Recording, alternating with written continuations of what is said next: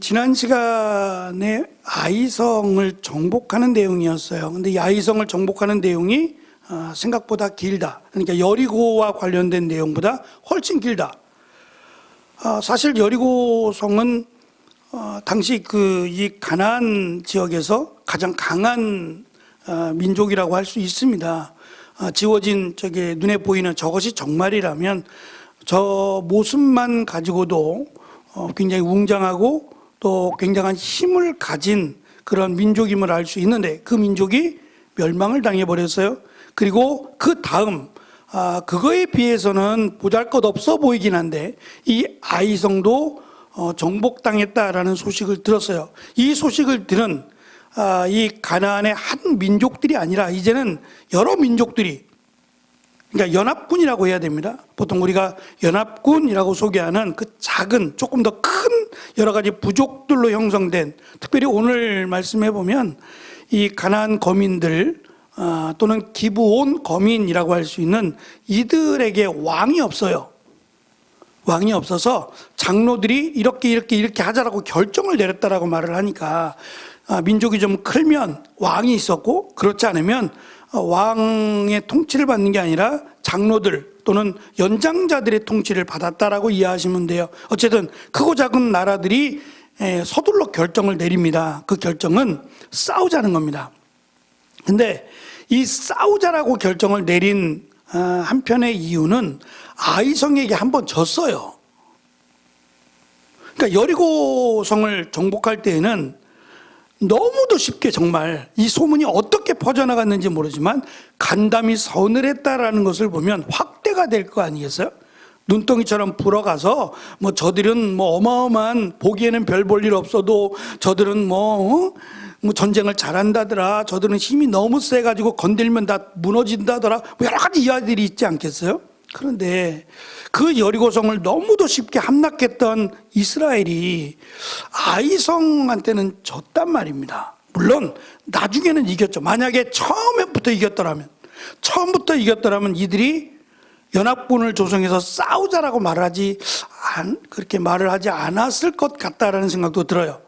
그런데 이스라엘 백성들이 어리석어서가 아니라 아간의 범죄라고 말씀을 드렸어요. 하나님의 것을 취하지 마라. 이것은 하나님의 전쟁 또는 한 가지 더 첫 것, 그러니까 가나안 땅에서 첫 번째 전쟁으로 해서 얻은 이 모든 것은 마치 하나님 것으로 구별해서 첫 것은 하나님 것이라고 말씀하신 것처럼 첫 번째 가나안에서 얻은 이 노획물, 이것들은 모두 하나님 것이니 너희들은 취하지 말라 라고 말씀하셨는데 그것을 어겼죠. 그래서 아간과 그에 속한 모든 것들이 죽임을 당할 뿐만 아니라 이스라엘이 전쟁에서 집니다.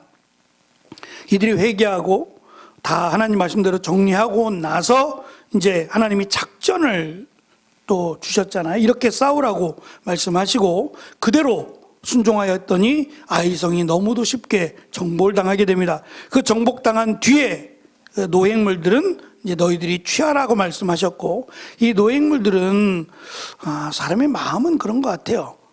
그러니까 예를 들어서 전쟁을 잘하는 사람이 있는 반면 전쟁을 하긴 하지만 하기에는 조금 여력이 부족한 사람도 있지 않겠어요. 그러니까 20세 이상이라고 하면 20보다는 나이가 더 많은 사람들은 힘겹지 않겠어요?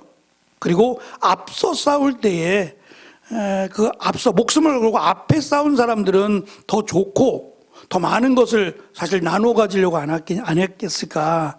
근데 하나님은 그러한 방법으로 나누지 않으세요. 그 말씀을 제가 드렸어요. 어떻게 나눴느냐라고 하는 말씀은 없지만 너희가 취하라는 말씀만 있지만 이 취하는 방식에 대해서는 나중에 사사기에서 기드온이 등장할 때에 가다가 포기하는 사람들이 나와요.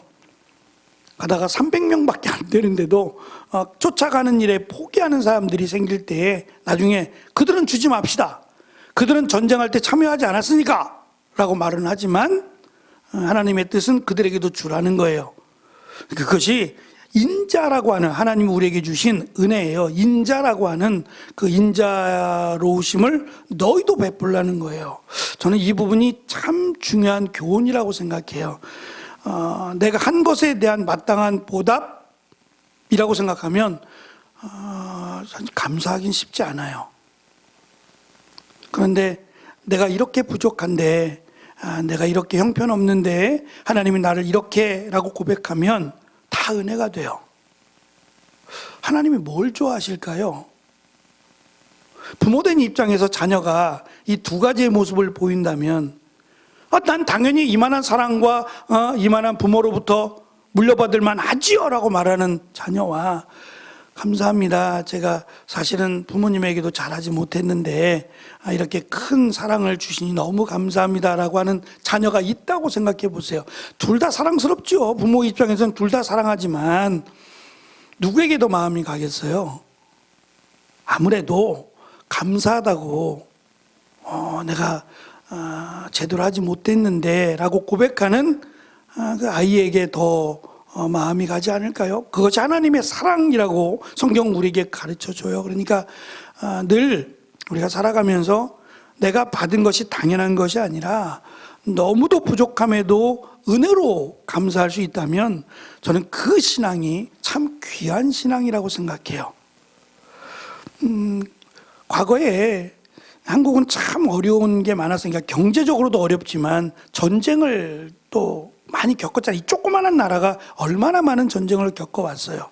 특별히 이 신앙을 유지하기 위해서 받은 핍박과 환난 가운데 잊지 않고 있었던 것 중에 하나가 감사였다 그래요. 순교를 당하면서도, 환난과 핍박을 당하면서도 감사했어요. 저는 그 신앙이 교회를 세웠다고 생각해요. 손해를 보고 어렵고 힘들고 그런 와중에서 더 움켜쥐려고 하지 않고 오히려 하나님께 드린다는 것은, 이건 참 쉽지 않은 결단이거든요. 대부분의 한국 교회는 모르겠습니다. 20세기 이후로 한국 교회가 이렇게 큰 교회로 세워지고 하는 것들이 다 어떻게 세워졌는지 모르겠지만 그 기반은, 한국교회라고 하는 교회가 가정교회에서부터 시작해서 이렇게 따로 교회가 세워진 그 기반에는 누군가의 헌신이 있었어요.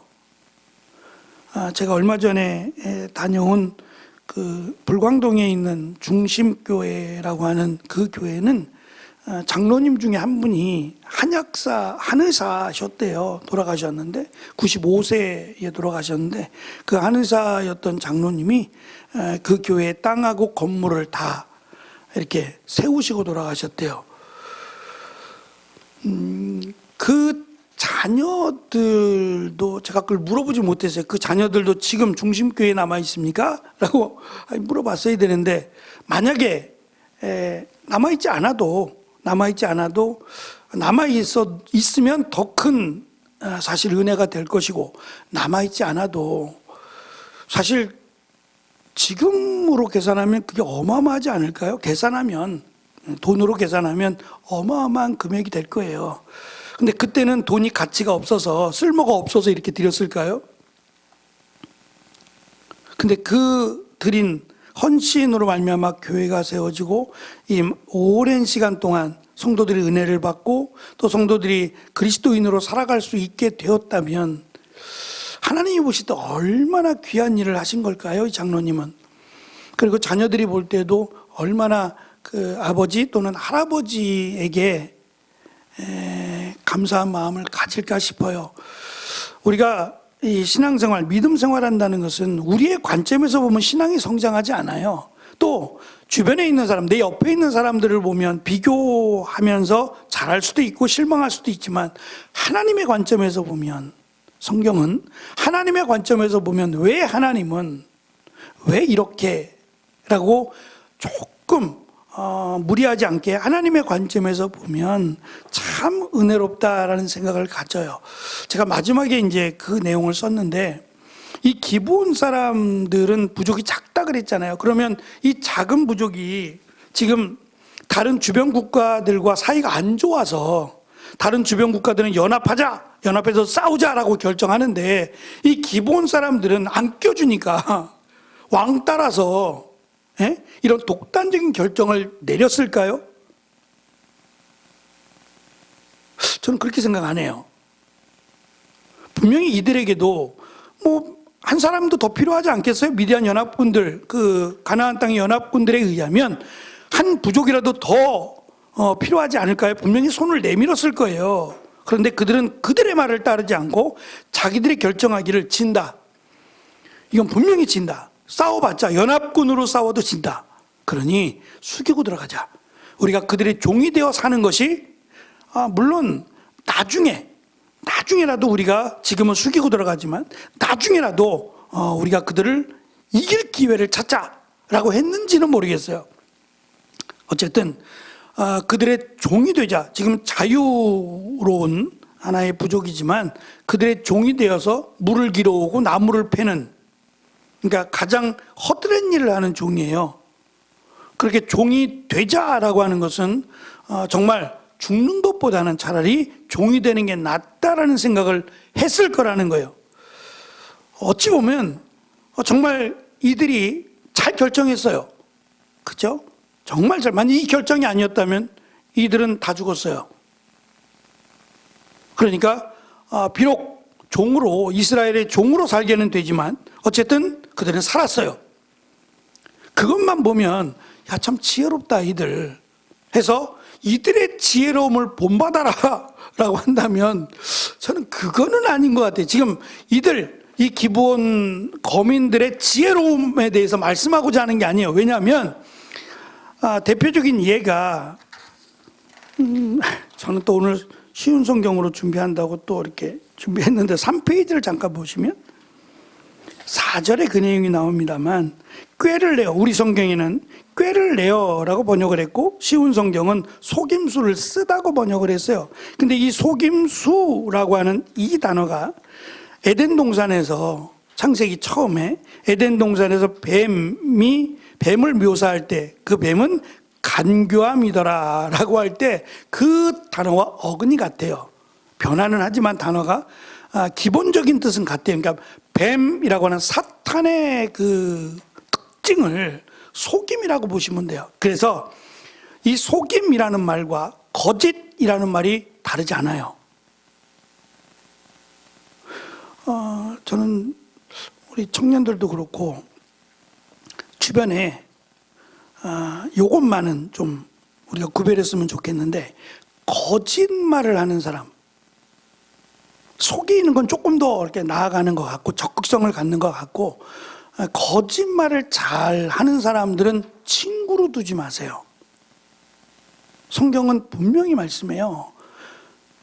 사탄의 특징, 사탄의 거짓의 아비가 성경은 사탄이라 그러잖아요. 그렇죠? 그러니까 사탄의 속성이에요. 처음부터 끝까지 거짓이고 속이는 거거든요. 그러니까 이들의 지금 방식이 물론 내용을 좀 잠깐 살펴보면서 지나갈게요. 이 페이지를 보시면 이 기브온 거민들이 어떠한 문제를 알고 있었냐면 이스라엘은 가나안 안에 살고 있는 민족들과는 언약을 맺으면 안 돼요. 왜냐하면 신명기 20장에 가면 떨어진 원방의 성읍들, 멀리 있는 성읍들과는 언약을 맺고 평화를 하되 근처에 있는 가까운 곳에 있는 족속들과는 언약을 맺지 말라는 거예요. 그 이유가 뭐냐면 멀리 떨어져 있는 사람들은 서로 문물 교류를 하거나 그럴 수는 있지만 가족으로 삼지는 않아요. 그리고 쉽게 그들의 문화에 참여하지 않기 때문에 그들을 원수로 두지 말라는 거거든요. 근데 가까이 있는 민족들은 그들의 문화 또는 그들의 삶을 쉽게 희석이 되기도 해요. 또 한 가지 그들에게 이제 가족들 중에 딸이 있거나 아들이 있거나 그러면 이게 서로 다른 민족이긴 하지만 또 매력적일 수도 있잖아요. 마음에 들 수도 있고. 그래서 결혼하게 되면 그 자녀들은 분명히 영향을 받을 거예요. 어머니나 다른 이방 민족의 아버지로부터 분명히 영향을 받을 것이기 때문에 하나님은 그것을 원하지 않으셨어요. 이미 이스라엘 백성으로 들어와 버리면, 이스라엘 백성들 내로 들어와서 이스라엘 백성들처럼 온전히 하나님을 믿는다면 그건 예외적인 일이지만 그렇지 않으면 가까운 주변에 사는 다른 민족과는 계약을 맺거나 화친을 맺거나 평화를 맺거나 하지 말라는 말씀이었거든요. 그러니까 이것을 그들이 지금 알고 있어요. 알고 있어서 우리가 가까운 민족이니까 얘기하면 다 알잖아요. 그래서 3일이 지난 뒤에 그들이 어디서 왔는지 알았다 그랬잖아요. 이들이 속이기로 마음을 먹고 작전을 짜요. 아주 철저하게 작전을 짰어요. 내용이 무슨 말인지 아시죠? 옷도, 신발도, 뭐 포도주도, 심지어는 빵도 3일길밖에 안 되면 뭐 말라 비틀어지진 않을 거 아니겠어요? 근데 의도적으로 말라 비틀어진 빵을 자루에 담아온 거예요. 우리가 처음 출발할 때 담아온 따끈따끈한 빵이 여기 오니까 이렇게 말라 비틀어지고 곰팡이가 필 정도니까 얼마나 멀리 왔느냐 이 말이죠. 옷도 뭐 우리가 처음 포도주를 담았던 가죽 부대인데 이 가죽 부대가 막 터지고 줄줄줄 새고 막 먹을 수 없게 돼버렸다. 얼마나 멀리 왔는지 아느냐. 그런 식의 말이에요. 중요한 건 뭐냐면 저는 말씀드린 것처럼 이들이 지혜롭다. 어찌 보면 지혜로운 행동이에요. 그래서 살았으니까. 지혜롭다라는 것을 강조하고자 하는 게 아니라 지금 이스라엘은 제가 맨 마지막에 이렇게 썼어요. 갑이에요, 갑. 이스라엘이 어릴 때는 하나님께 기도했어요. 갑을 이길 수 없으니까 어릴 때는 하나님 저 갑으로부터 우리를 구원해 주세요 라고 기도했단 말이죠. 갑이 되고 나니까 하나님의 뜻을 묻지 않았다라고 돼 있어요. 다시 말하면 내가 이로운 것, 그냥 딱 한눈에 봐도 나에게 유익이 되고 이로운 것에 대해서는 기도 안 하더라는 거예요. 과연 이게 성경만 그럴까요? 우리하고는 상관없는 말씀일까요? 나에게 이익이 되고 좋은 것들에 대해서는 하나님의 뜻을 묻지 않고 내가 불리하고 감당할 수 없고 어렵고 이럴 때는 하나님의 뜻을 묻는 것에 대해서 지금 저는 말씀하고 있다고 생각해요. 그래서 기브온 거민의 지혜로움을 기록하는 게 목적이 아니라 결국 그들은 하나님이 그들을 저주하신다라고 말씀하셨어요. 왜냐하면 그들이 속이는 마음, 속이려고 하는 이것은 제대로 된 방법이 아니에요. 오히려 솔직하게 찾아와서 우리가 옆에 있는 부족인데 당신들의 종이 되겠다라고 항복을 선언했거나 했다면 그들이 하나님께 뜻을 묻고 하나님께서 그들을 종으로 취하라 하셨을 수도 있죠. 자기들이 결정을 다 내려놓고 그 이후에 일어난 일들에 대해서 하나님께 원망하거나 불평하는 일은 참 어리석다라는 것을 오늘 말씀 속에서 우리에게 가르쳐주는 듯 보입니다. 저는 어쨌든 이 말씀 속에서 내가 유리한 위치에 있을 때 그냥 있기만 하면 나에게 유익이 돼요. 그런 위치에 있을 때 과연 내가 기도하느냐라고 하는 부분을 좀 생각했으면 좋겠다라는 마음이 많이 들었어요. 이번 모임에 갔던 그 수련회에서 제가 제일 나이가 많았어요. 어쩌다 보니까 더 많으신 분들이 와야 되는데 많은 건 아니고 제가 이제 많게는 적게는 2살 차이, 많게는 한 15살 차이가 나요, 저보다. 근데 이제 그 중에 참 이 친구는 재밌는 친구인데 지금 분당에서 목회를 하고 있는데 키가 커요. 한 180, 190 가까이가 되니까 키가 크고 몸무게가 목사님 기도해 주세요. 이제 3자리가 되려고 그래요. 그러더라고요. 98kg래요. 그냥 생각해 보세요. 190 정도 되는데 100kg면은 찐 거죠. 좀 통통한 거예요. 배도 많이 나왔고 통통해요. 젊은데. 그래서 자기는 살 빼야 되는데 그러는데 쉽지 않을 것 같아요. 근데 이 친구가 이제 지금에 와서 하는 얘기라 그러면서 자기의 과거를 잠깐 이야기해 줬어요. 2년 전에 코인 아시죠? 코인. 주식과 코인은 분명히 다르잖아요. 코인을 자기 친한 친구가 형님이 와서 야 이거 해봐 빨리 이거 해 갖고 했는데 거짓말하라고 하루에 100만 원씩 벌었대요.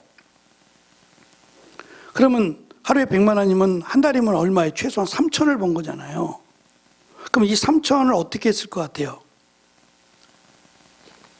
그렇죠. 재투자해가지고 하루에 150만 원씩을 받았대요. 재투자했더니 하루에 100만 원씩 받던 것이 하루에 150만 원씩 받았대요. 그 다음은 또 어떻게 했을까요? 또 재투자했어요.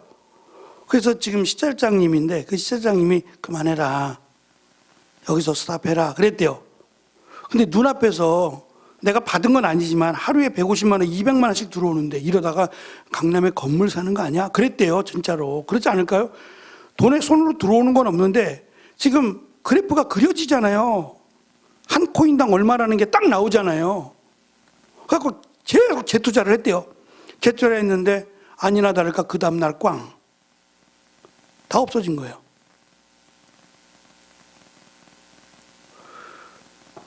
그래서 결론은 이제는 안전한 코인을 하겠다고. 안 하겠다는 말을 안 하고 참 그것도 무섭다 생각이 들어요. 건강한 코인을 해야겠다고. 근데 돈이 없어 못한대요, 이제는. 그래서 잘 됐다, 속으로. 잘 됐다 생각했어요. 제가 그 얘기를 들으면서 말을 뭐 하기는 그렇죠. 같은 목사들이고 그런데 나이가 어리다 그래서 그런 얘기 하겠어요. 코인을 하는 것이 하나님의 뜻이었을까를 묻는다면 답은 쉽게 날 수 있었겠다 생각이 들어요. 일단 눈앞에서 하루에 150만 원씩 들어오는데 기도해요? 하나님 그만해야 됩니까? 라고 기도하겠어요? 그만하라 그러실 것 같은데? 하나님이 그만해라고 말할 것 같으니까 안 하는 거예요. 결국 가서는 다 잃고 나서 진짜 10,000원짜리 한 장 못 만져봤대요. 눈으로만 뭐 몇천만 원이 왔다 갔다 하고 막 불어나고 이런 것만 봤지 진짜 10,000원짜리 한 장은 잡아보지 못했어요. 그때 만약에 이제 그때 시찰장님이 그만해라 라고 했을 때 뽑았으면 스탑 했으면 정말 엄청 벌었을 거래요. 근데 제가 뒤에 그래서 엄청 벌고는 끝이었을 거다. 안 보였을 거다 여기. 이 자리에 와 있을지는 모를 것 같아요. 계속 하나님의 일을 했을까? 그것도 물음표예요. 하나님 망하게 하셨나? 라고 하는 제 나름대로의 생각도 가져보고 어쨌든 잘 될 때, 좋을 때 하나님의 뜻을 물을까? 저는 그 말씀을 좀 드리고 싶어요. 내가 잘 되고 좋고 행복하고 할지라도 물었어야 한다. 갑의 위치에서 하나님 이들을 종으로 받을까요? 라고 하는 하나님은 아시니까 그들이 속였다는 걸 하나님은 아시지 않아요? 그러면 하나님이 안 돼. 너는 그래 종으로 받아. 그건 하나님이 결정하실 문제 아니에요. 그러니까 자신에게 당장의 유익이 되고 또 자기들이 언제 종으로 삼아봤어요? 자기들이 종이었지? 너무 좋잖아요. 종으로만 살다가 종을 부리는 주인이 된다 그러니 얼마나 좋고 기대가 되겠어요. 그러나 그것이 하나님의 뜻이 아니었다라는 점을 오늘 성경은 우리에게 가르쳐 줍니다. 그래서 이 기드온 거민의 지혜로움이 아니라 이스라엘 백성들의 어리석음이에요.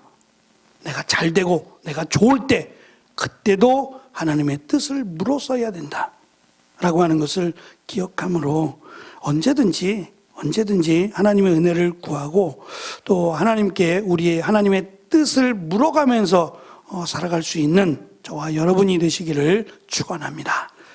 기도하겠습니다.